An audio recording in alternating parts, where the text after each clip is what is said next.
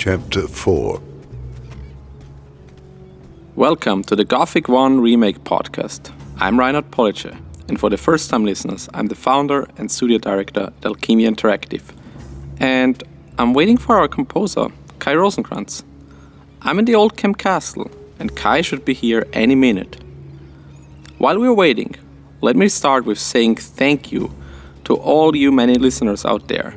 We enjoy taking the time out of our normal schedules to stroll around in the colony and chat about the development of the Gothic 1 remake. And it's so much more fun knowing that you guys actually enjoy it. So thanks for following along. Whew, I'm here. Sorry I'm late. No worries, we just started. Thoros wouldn't let me into the castle set. I had to convince him that I'm actually the composer for the remake. Oh my, how did you do it? Let's just say I didn't need those 1,000 ore anyways. So it's good I don't have to carry them around all day.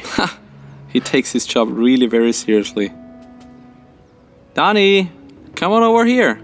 He's here. Hey guys, what's up? Welcome to the podcast, Donnie. Hi. Hey Kai, did you actually sleep in the Oldcam ring? Yes, it was a dream come true. I always wanted to do it. But which hut were you sleeping in? I know there was a hut for me near the arena, but Mutt ended up being very persistent. Okay. I won't ask then if you got any rest or if he had some more questions for you. No, not really, no.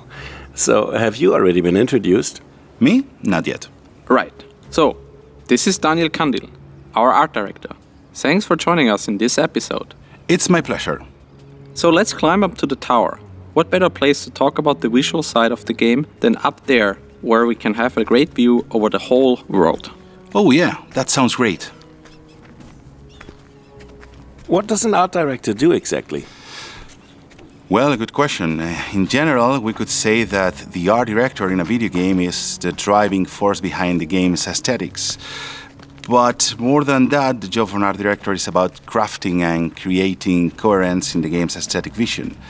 In our case, I would say that I work within an incredible team of artists, and I'm just responsible of defining and overseeing the visual direction of the game, or ensuring all visual aspects from characters and settings to environments, the color, or even the light, or even the user interface. Everything is aligning with a unified vision. And maybe you could think, okay, Danny, so you spend your day modeling and doing cool 3D or 2D art. And yes and no. Because the art director is also tasked with guiding and supervising the team of artists, and this can include reviewing artwork, providing feedback, ensuring the game's vision remains consistent, and the most important part, I need to be capable of motivating and steering the amazing team of artists with different specialities we have here at Alchemia. So I could go hours and hours because, art is my passion, but I think you got the point. Yes, absolutely. Thank you. So this episode might be a bit challenging, since we'll have to talk about visual aspects in a podcast. How do we go about this? Well, some visual material is already out there, so we can talk about that and people can look at it while we do. Yeah, great idea. For example, the old mine was shown in the old mine teaser quite a while ago. We showed off the old camp in a trailer too. Yeah, that's a good starting point. So we are in the old camp, in the castle to be precise, so why not use this to explain the creation process of, for example, the characters and the armors, and your role in it. So, well, everything starts with a complete analysis of what was previously done. Remember that we are doing a very faithful remake, so first we need to understand the decisions made back in the day and if those can work in today's world. So we are trying to modernize what should be modernized, but maintaining the essence of what should be maintained. I mean, the idea is you will see a shadow and you will recognize it as a shadow.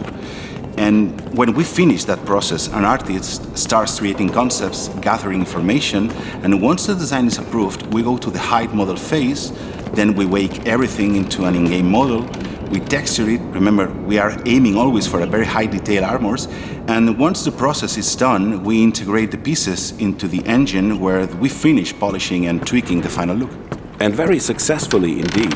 It looks fantastic in the game. There we are, at the top of the old camp tower. Oh, wow! Look at that. What a view! Yeah, it's pretty neat. Just ignore the missing pieces of landscape over there, right? Sure. How many people are actually working in the art department here at Alchemia? And what sort of roles do we have in here? Yeah, we are a lot of people, man. I mean, more than 30 working, as I would define as the in-house team. But at the same time, we are working with different external outsourcing studios, so the number of artists involved in this is pretty high. And about the roles, yeah, we have from 2D artists to 3D artists, people who are more in the character creation, people into environment art, tech artists, lighting artists, VFX artists, animators, riggers, cinematic artists. And the last time, believe me, the ones who save my life day after day, we have 2 amazing art coordinators. Yeah, I can imagine getting some of that coordination hassle off of your own personal desk is really helpful. Yes. By the way, from up here you can pretty much see all of the magic barrier. Oh, the barrier, man, it's always there, like alive, like breathing. Yeah. Remembering us, we are trapped. Yeah, that as well. So, Danny, which specific piece of art for the Gothic 1 remake are you most proud of for now? Well, all of the pieces done have a special place in my heart, you know, but I cannot wait to see people walking through the new camp. The rice fields, I love it. I love that place. And I have a very good feeling about Sharda's Tower, you will see. Yeah, I think I know what you mean. I've been in both of Xardus' towers just recently to play some sound effects, and yeah. And which part of the asset creation turned out to be the most challenging so far? The characters, no doubt. We are trying to push our boundaries here, and we will have thousands of characters, and we are trying to make each one of them unique. So imagine the work behind this. The good thing is that we have our sister company, Gate 21, helping us with that fight, so I'm convinced together we'll rise to victory. Yeah. Thanks. Very interesting. As you all know, the first thing people saw from the remake was the playable teaser. After that, we started from scratch and transitioned over to a new, more dark visual aesthetics. Yeah, completely. What was the process like, and how would you describe the new style? Yeah, on the PT, well, the playable teaser, we were trying to move things into a different direction. I think it has been said, but we wanted to discover the limits and see what people wanted and how far we should go. Was a remake or was a complete reimagination of the story, more in line with a modern and colorful and cheery approach? Or maybe we should go deeper into the darkness, gritty, believable and moody atmosphere the original has, respecting what made Gothic so special. Well, now the answer should be clear because we asked the community and they showed us the right path. So this time we're going for something darker, definitely, more grounded, realistic, even gritty. I wouldn't say depressive, but definitely not lushy or cheer as the PT was. We want to enhance the original feeling, and as you saw in the trailers, we are following that path, but we have still work to do until we nail the perfect atmosphere. Listening to the fans, it's an important part here, and believe me, we do. Oh yeah. In terms of style, I would say we are pursuing a heightened realism, something that feels believable, with a very high detail frequency, but that not means necessarily it's real. It just feels like it is. Heightened realism, okay. Gotta put that in my vocabulary book. Do you have, like, an art Bible? Of course we have it. Okay, what's that? And what's covered by it? Sure, I mean, we have an art Bible, and in that Bible we covers the use of color, the main shapes for elements, the way we decorate, the visual strategies we use to create environments, the types of materials. It's a very complex document, and the good part is that it's an evolving document that grows naturally with the game. That's super interesting.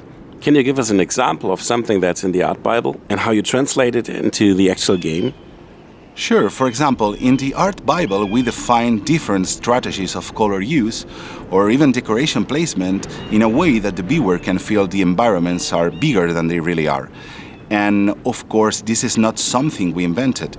It's something that has been used in theme parks since John Hench defined the art of the show in the 60s. So it's a test thing and it works in a real scenario. You can go to Disneyland and see it. And we use this and it just works. Interesting. Thank you for that example. By the way, what comes to your mind when you look around? I mean, anything about this world that you find interesting? It looks beautiful. Thanks, man. What else? It's very diverse and kind of varied. Yes, exactly. You can clearly recognize the different biomes. Yeah, absolutely. Oh, the biomes. So beautiful and at the same time so challenging. Are they still the same biomes as in the OG? Like different tones of brown-gray, but in different types of landscapes? Or have you changed the overall look and vibe of these biomes? The biomes will be the same as in the original, and of course we wanted to elevate those differences between them so the player feels like transported, like really immersed into another part of the world. But always maintaining coherence between them, because in the end the Valley of the Mines is, well, relatively small. But you know, it's all inside a magic barrier, so is this magic affecting somehow the biomes? We'll see. Oh, look, it starts raining. So the weather system is already in place? Of course it is in place. This wouldn't be Gothic without suddenly starting to rain, and hey, you can see diggers going to their huts or looking for a safe spot. The weather system, it's in the place, and I expect improvements in the next months. And the best part, in the remake, all the daily routines are reacting to the weather. Look how they take shelter and how they complain about the weather. But now to something we can't see from up here. We've all seen the old mine in the teaser trailer, and people appreciate the accuracy in which it was recreated. What are the things you decided to change about the old mine though, and why?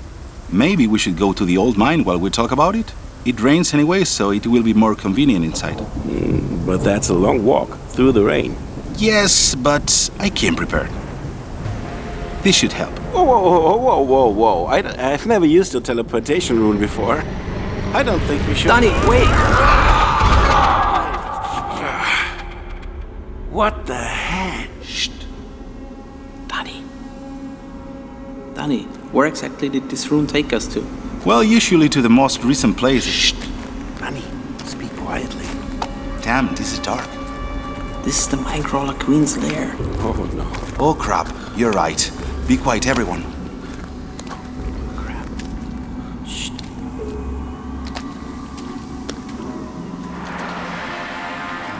No.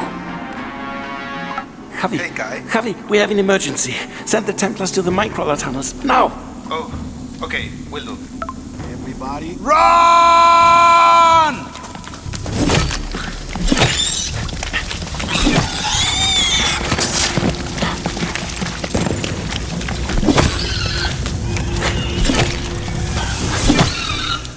Holy mole rat.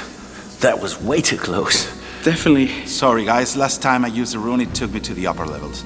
That was just yesterday. But why did someone from the team enter the Minecrawler section last night?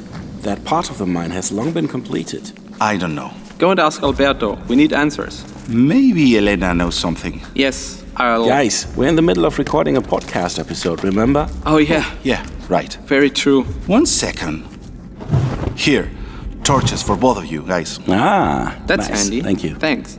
Ooh, look at those shadows moving around. Dynamic lighting at its best. Yeah, that looks pretty cool, right? Oh yes. Can you talk a little bit about your lighting concepts and Unreal Engine's lighting features? Yes, of course. I mean, we moved to Unreal Engine 5 months ago because knowing it was a risky move, we felt that the fans deserve something truly great, and the new technologies that came with UE5 let us show more detailed environments, and finally, we have the holy grail of light in rendering. We have global illumination in real time with Lumen. 3 years ago, this could have been seen like as a feverish dream, but we have it now, and we are using it fully.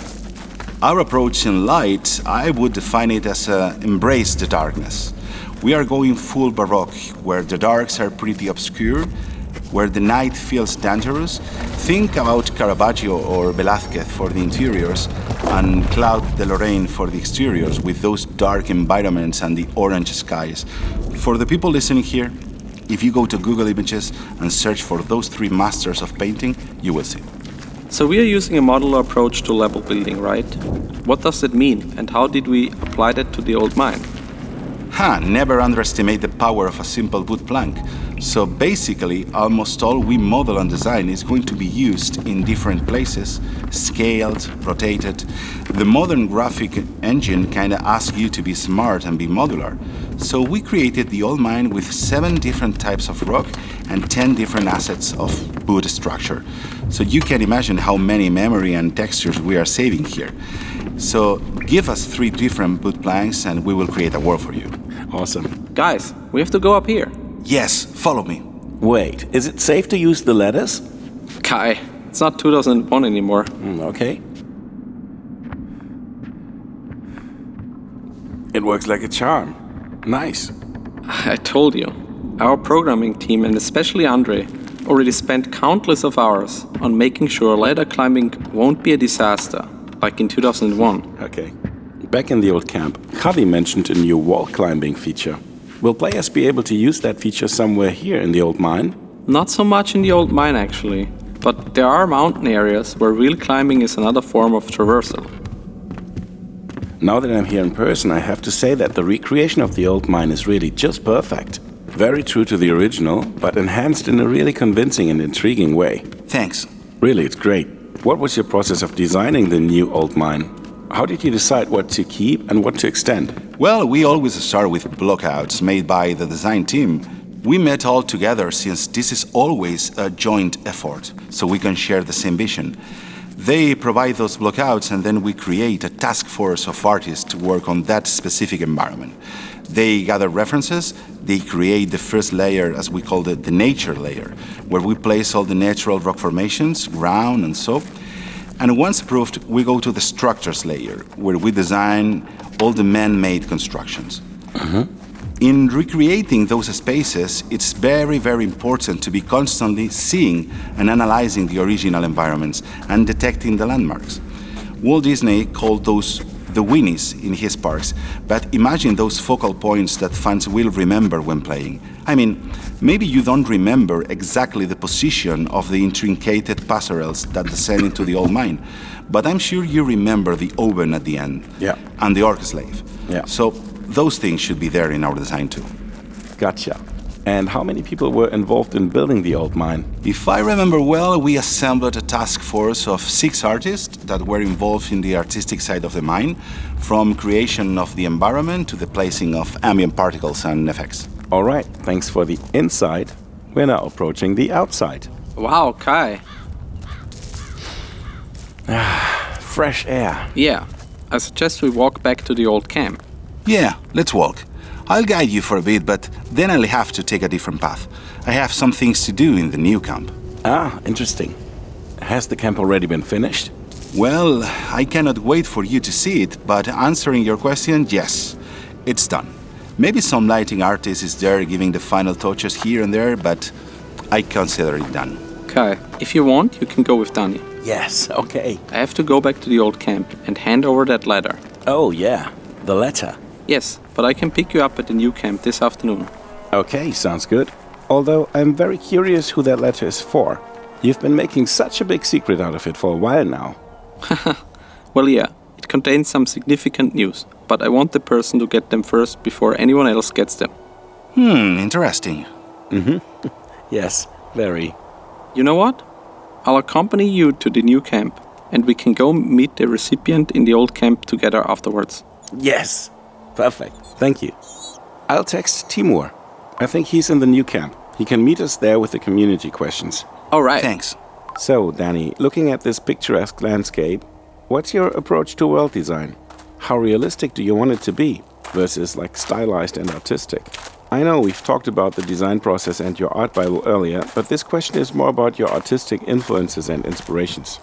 That's a good question, Kai, and it's something that me and Elena, she's my right hand here on the team, we have debated it a lot. Where are the limits of realism? Are these or that asset falling into the stylized realm? It's something that you should be aware of constantly. As I said before, we are rooting for, as we call, heightened realism, and this choice gives us the opportunity to work in a realistic way when we talk about materials, shape, color, light, but at the same time give us room to move into a slightly degree of stylization when we talk about magic, gods, and all the fantasy theme related content. Understood. I would say we need to be believable.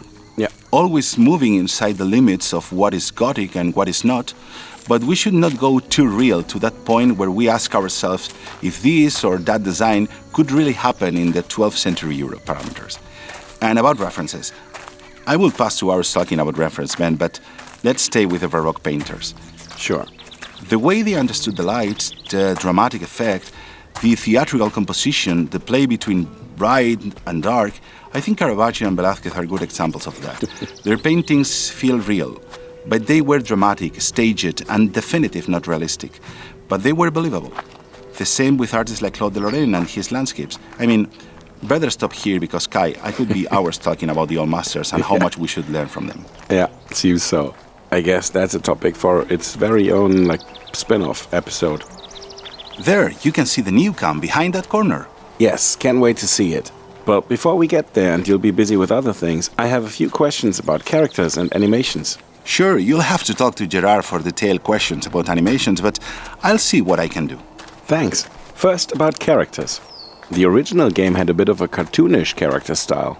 Vivid colors, exaggerated face shapes, distinctive silhouettes, and so on. What's the plan for the remake? The characters I've seen are clearly distinguishable and super real. It's easy to tell which camp they're from and what they are, although everything seems to be a little toned down. Sure, you will be able to recognize the characters for sure. I mean, don't worry about that. We are respecting as much as possible the original design, so a guru will look like a guru and a shadow like a shadow. The challenge here was to recreate those memorable characters in a new way that felt totally respectful of the original, but at the same time offers a fresh version, and I'm very happy with all the work the team did. You will see. Okay. Danny, you've described the modular approach to building locations. Would you like to shed some light onto the modular approach for characters? Well, that's a very complex topic because, as you can imagine, dressing 600 characters is not the easiest thing in the world. No. But we are using Mutable, an epic technology designed for creating modular characters, cloth and armor pieces, and it has been hard fight, but luckily, pieces finally are coming together. 600 different faces, a lot of different hairstyles, beards, and thousands of small pieces of armor and cloth. Now we see the light at the end of the tunnel, but we could say this has been a very fun ride. That's good to hear. The rice fields, just like I remember them. But what's that? That's new? Shh, we don't want to talk about that now. Right, but wow. Is that the Rice Lord? Oh, yes. Wow. Interesting. Why did you... Kai, shh. This hasn't been released for publication just yet. Okay. So, quick question about the faces in particular. How do you make so many different faces and make them look so good? I know you've already touched on that in the previous episode, but maybe you can elaborate a little bit. Yeah, luckily we are not alone in this fight. I mean, we have the support of the nice folks of Gate 21. They are a sister company which specializes in creating faces, so together we have been working on those characters.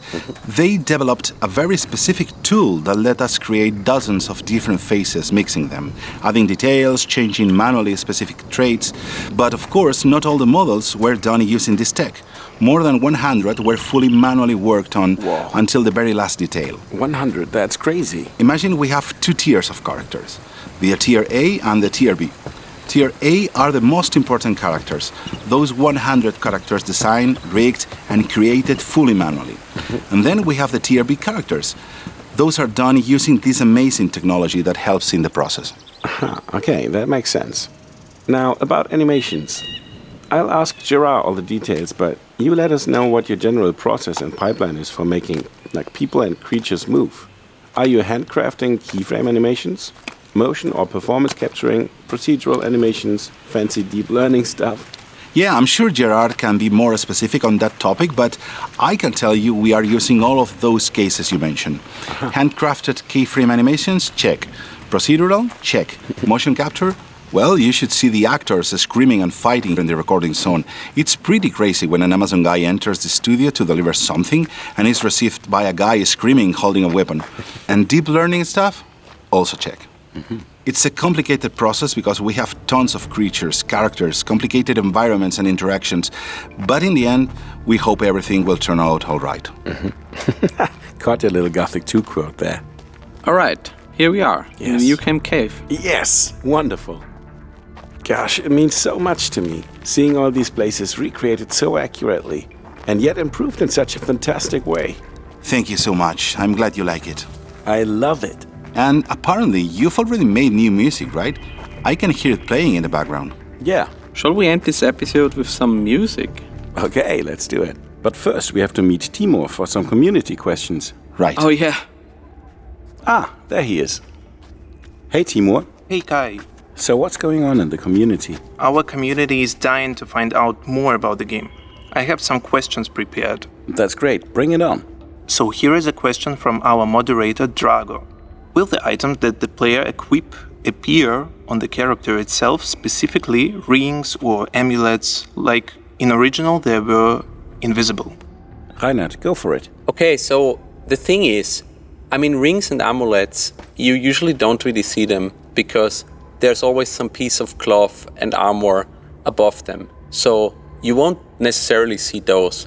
But for all other things that kind of are like a little bigger, you will see them on the character. Nice. Yeah, thank you. And one of the most popular questions in our community is, when is the gameplay footage coming? Oh, yeah, gameplay. So the idea is to show it at like the THQ Nordic Showcase in August. Oh yes, finally. Oh, I'm sure they will love it. And one more question from our moderator, Lurkerschnick. How will the dialogue system work? Will there be a smooth transition between the moment when you press an action button and when the dialogue begins? So, Or will it be closer to Elix, for example? going from gameplay to a dialogue scene will be smooth and seamless. So we don't have any like fake scene that we set up, but we are applying some tricks. So for example, we use like very special lighting conditions, and we obviously have a special rule set for the cameras so that we capture the emotions and the characters in the best possible way. Thank you for the answer. By the way, we have never heard about this one. When is the gameplay footage coming? Oh yeah, it's August. We're showing it in August at the THQ Nordic Showcase. Oh, okay. And one more question from our active user, Ombre. How will the diary or the journal look like? Will it be closer to Gothic 1 or 2, or something closer to Gothic 3? I would say the diary is kind of like inspired by Gothic 1 and 2. So it's not like just a copy of what we just heard, like in Gothic 3. But it's, in some ways, the hero is really taking actual notes. Interesting. Yeah, great. And before I forget, when is the gameplay footage dropping? Right, gameplay footage. So we are showing our gameplay footage for the very first time to the public in August this year at the THQ Nordic Showcase. Tune in. So I guess we'll see you all there then, in the live stream. Timur, thanks a lot for bringing those questions. Yeah, thank you. Dani, thank you so much for your time. That was great. Thank you, and likewise. Okay, turn up the music. I'll show you around. Thanks. See you all in the next episode. Bye-bye, Yeah, everyone. Take care, everyone. Bye-bye. Bye.